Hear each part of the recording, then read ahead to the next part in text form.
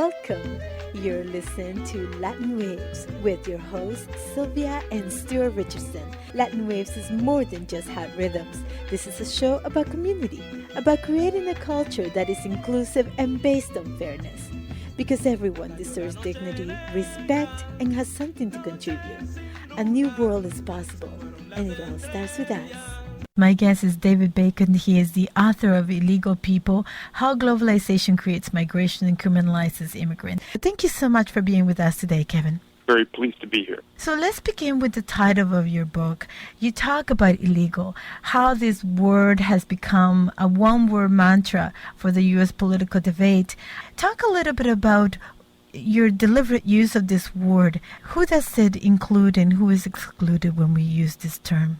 I think I want to say two things about the use of the word illegal. First, in terms of using it in the title of the book, people who have been fighting for the rights of immigrants in the United States have been fighting for a long time, 30, 40 years, to try to change the vocabulary that's used, especially in the mass media, to talk about people who come to the United States without visas, and especially to get to refer to people as undocumented people rather than the common term in the media, which is the illegals. In other words, the use of illegal as a noun to describe people, the illegals or illegal.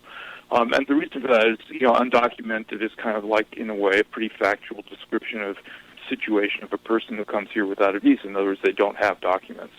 So when I used the word illegal people in the title of the book, I thought, well, okay, I'm going to get a lot of static from people who I've worked with for a long time over the use of the word. But I did it deliberately because I think that in many ways, talking about the illegal status of people, you're describing something that actually exists. It's a reality that there is such a thing as illegal status, and we need to take a look at where it comes from and, of course, fight to end it. Using the word in the title of the book is a way of saying to people, if we don't like a second-class status, if we don't like illegality, then we have to actually change the social reality. We can't just simply change the name for something and then change the reality by doing that. We don't live in a magical world where you can change the names for things and then the reality changes because you do that. It works the other way around. We have to have social movements that fight for equality, and that by fighting for equality and achieving it, at least in part, we are going to be able to change the language as a result. That's what happened in the civil rights movement. That's why there was all that debate about how African-American people referred to themselves first as colored people, and then as Negroes, and then as blacks, and then as African-Americans. In a way, that all tracked the development of the civil rights movement in the United States and how people themselves, African-American people themselves, looked at themselves and referred to themselves as they organized the sit-ins and the demonstrations in the South and the other things that were part of that massive movement for social equality. So here what we have is another aspect of social inequality, illegality. And in a way, they're very connected, because when you think about where illegality in the United States came from, it has its roots in slavery. It was slavery in the U.S. that first created a society in which some people had rights and other people didn't. In fact, slavery was sort of like the most brutal form of denying people their social rights, because it not only denied people civil rights, but it denied their status as human beings entirely. When the Constitution of the United States was originally written and passed, a slave was considered as 3/5 of a human being, not because they had 3/5 of the rights of a white person, but because this was a sort of an accounting trick that slaveholders in the South used in order to increase the number of congressional representatives that their states were entitled to. In other words, those slaves, those 3/5 of human beings, were counted for the purposes of determining how many representatives those states were entitled to, although those same people were not only not entitled to choose those representatives or to vote, but they were not free in any other sense. So it was slavery that kind of created this second-class status and this idea of illegality, which then gets applied to other groups of people, mostly on the basis of nationality and race in the history of the development of the United States. So it gets applied to Chinese people in 1882 with the Chinese Exclusion Act, and Chinese people, in a sense, become the first people made illegal by a U.S. immigration law. But, Filipinos were treated the same way, Mexicans were treated. Each group of people had a particular way in which illegality was created and enforced by our immigration laws and our nationality laws, but really it's the same process and the same kind of goal, which was to create a second-class status, especially for people of color coming from other countries. And the reason for it is always the same, basically, and that is that illegality is the source of profit. That when you make people illegal, when you deny them their social, political, and economic rights, people who use their labor can get it at a very, very, very low price. So this is what happened on the plantations in the South during the days of slavery. And by creating illegality today, essentially what you're doing is you're taking 12 million people who are the people here in the United States without papers, and you are making them very, very vulnerable socially and politically and economically, and the people who employ that labor are able to pay very, very low wages for it and treat people in a way that basically denies them their rights as not only as workers but as full human beings. That's what's happening in Arizona right now as we speak. And that's such an important point, that there are very lucrative benefits for those who exploit the legality or the status of people when we accept that this is okay. It's okay to have two stratus, one of legal people and one of people that we can use that are disposable and that, serve our needs. When you were talking about this idea of legality, it occurred to me that when you talk to people about these issues, as an immigrant, the first response that comes out of people who are not aware of the contextual background, they say, well, if you don't like it, there's the door. Why don't you leave? I wonder if you could touch a little bit on this, because very seldom do we make the connection that we displaced them first, right? People who came here from Mexico, people who are coming from Latin America are coming because they're being displaced by war, they're being displaced by privatization, all of those. So if you could give us some examples of the way people have been forced to migrate and how that force of migration then becomes the way they are further exploited and make vulnerable in our society. Well, I could give you a couple examples of it, but before I do, I just want to say that these are examples of sort of like a worldwide economic system, which is really displacing people all over the world in poor countries and kind of forcing people into migration to wealthier countries where people go looking for jobs and survival for their families. So, we have now in the world about 200 million people who are living outside the countries where they were born, who are overwhelmingly going from developing countries to developed ones, or poor ones to rich ones, or to industrial countries, or however you want to look at it. So as the examples, let's just take a look at one little piece of it, which is the North American Free Trade Agreement. That went into effect on January 1st, 1994. From that moment to the present, about 6 million people from Mexico have come to live here in the United States. And that trade agreement had a lot to do with why those people came, because NAFTA was part of a whole series of economic changes that took place in Mexico, whose main purpose was to allow foreign corporations, especially from the United States, to make money.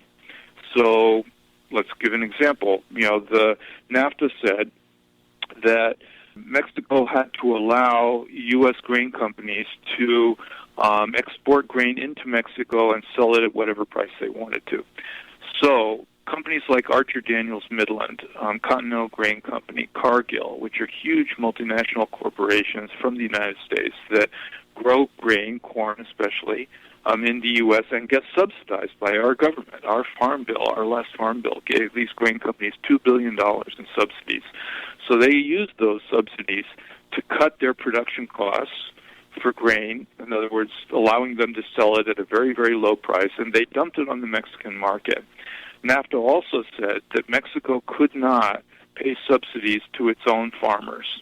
In other words, it couldn't buy corn from Mexican farmers at artificially high prices to allow people to stay on the land, which is what Mexico had been doing ever since the 1930s, really. So as a result of that, small farmers, especially in southern Mexico, in states like Oaxaca and Chiapas and Guerrero and Puebla, couldn't afford to grow corn and sell it because the selling price was lower than what it actually cost them to grow that corn. Well, that caused an enormous crisis in tiny corn-growing towns all over southern Mexico because people had no way of earning a living. And as a result of that, people had to do whatever it took for them to survive. And what that really meant was leaving home, leaving those towns, and going first to cities in Mexico, Mexico City, or the cities of the north, or the maquiladoras along the border, looking for work. And a lot of those folks crossing the border, looking for work and a way of supporting their families here in the United States. And those same companies, those same food companies, then also used the labor of those people once they got here. I'll give you another example. Smithfield Foods, which is one of the largest meat producers here in the United States. Smithfield set up a huge hog-growing operation in the Mexican state of Veracruz in a valley called La Gloria. And the scale of this was so great, and the lack of restrictions on this company by the weak Mexican government. It's not that Mexico doesn't have pollution laws, but Mexico kind of is under pressure not to enforce those laws in order to attract investment by companies like Smithfield. So Smithfield raised thousands and thousands of hogs and took the effluent from those hogs and put it into huge ponds there, which made that valley really unlivable. So the people who lived in the small towns of that valley were faced with environmental conditions that were really horrifying for them to live in. It was NAFTA that allowed Smithfield to set up those operations in La Gloria. So people were displaced also because people who had farms, who had been raising pigs previously for the Mexican market, couldn't do it any longer simply because the price of the hogs controlled by this giant corporation fell so low that, again, they couldn't pay for simply the cost of growing them. So people got forced out of that valley, and many of them wound up going to work at a huge Smithfield hog slaughterhouse in Tar Heel, North Carolina. In other words, people came across the border. They came across, most of them, without papers because it's really impossible to get visas from, in Mexico that allow people to come to the U.S. and work and live like normal human beings. So people came across the border without papers, and they wound up working for Smithfield's huge hog slaughterhouse in Tar Heel, North Carolina, at very low wages. And when those workers tried to organize a union, Smithfield became one of the most vicious and violent anti-union employers. So in a way, you can kind of see Smithfield benefiting from this kind of international system on both ends of it, because they get to set up their hog growing facility in Mexico and operate it without environmental restrictions and make money as an investor in Mexico. And the very same people that they displace wind up working in their slaughterhouse at low wages in Tar Heel, North Carolina. So it's really kind of one big system for the production of displaced people. And the people who are making, or who are taking advantage of it, essentially, are those operations, those corporations and banks at the top of the economic food chain.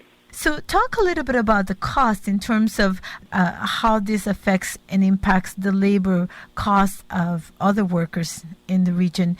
If you could give us some examples of where that's impacted, perhaps the ability for workers to organize and demand better working conditions. Both Canada and the United States are establishing programs in which these people who are being displaced in Mexico and Central America and the Caribbean come to the U.S. and Canada as what are called guest workers. Guest workers sounds kind of friendly, but it's not, actually. What it really means is that people are allowed, in fact, they're recruited to come to work in Canada, for instance, with a visa that says that you can only come to work, and if you're not working, you have to leave. In other words, these aren't visas that encourage people to come and settle in Canada as residents and become part of the community around them and basically treat them like everybody else. It's just a visa to work. And in fact, the conditions of those visas are pretty brutal. We've had a number of situations in British Columbia and in Ontario in which workers have tried to organize, and these are mostly workers who are being recruited to go to work in agriculture.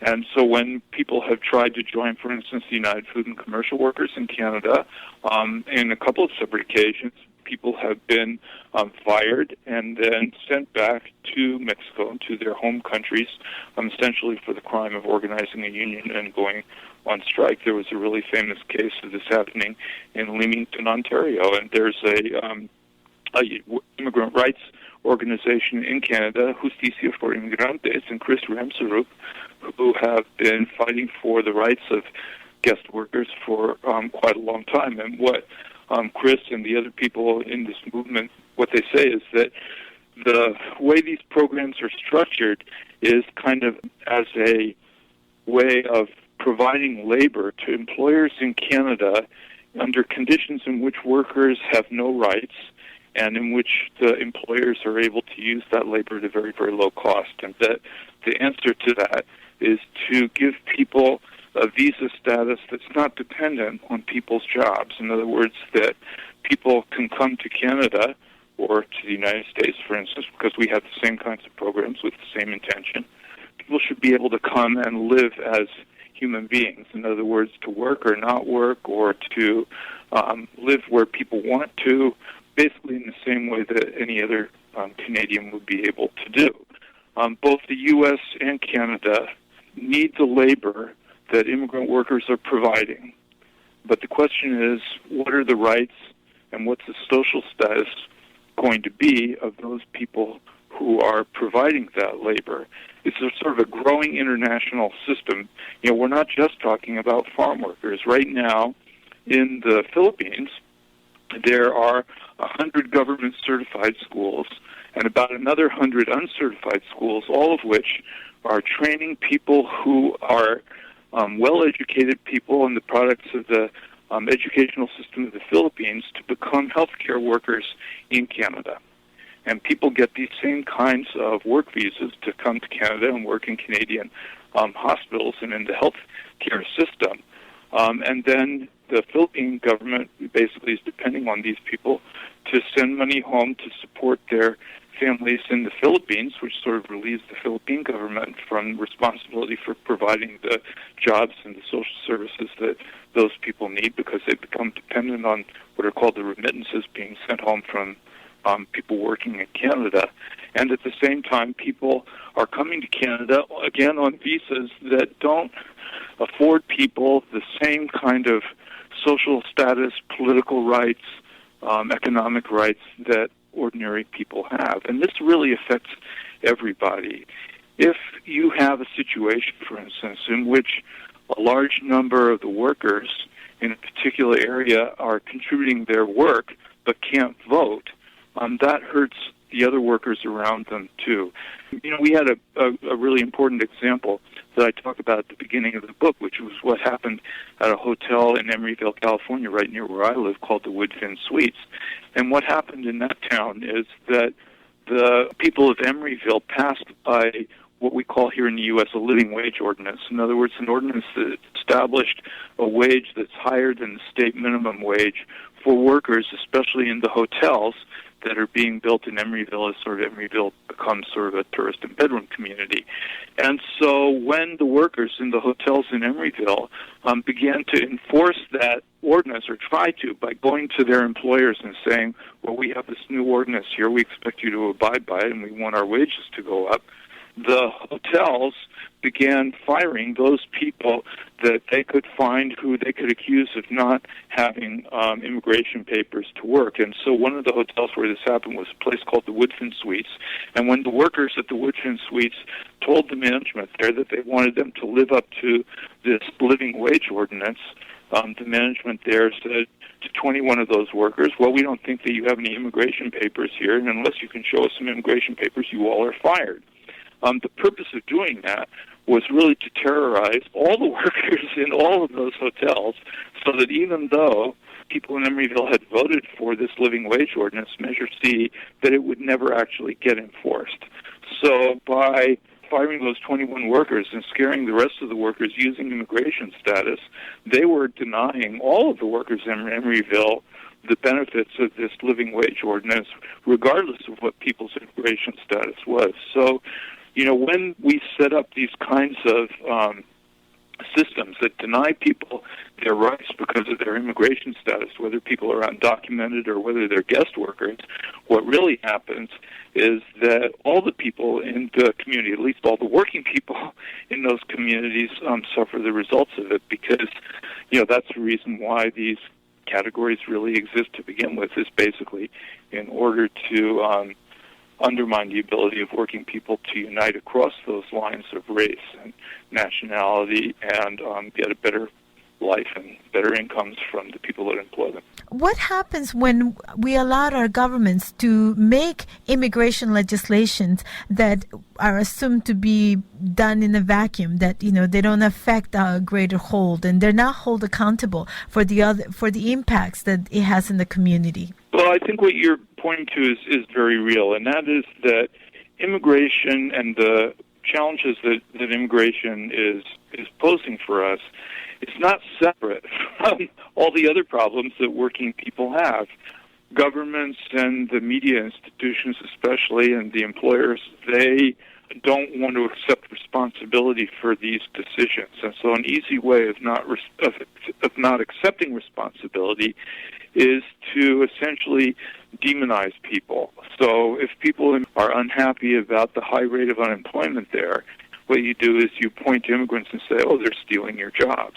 And we're seeing that on a massive level here in the United States. We had the state of Arizona recently that passed a law that said that not having papers is a crime in and of itself in the state of Arizona. In other words, any police officer or any law enforcement officer can go up to anyone on a street in a city like Phoenix or Tucson and ask them for their immigration papers, and if they can't produce immigration papers, throw them into jail.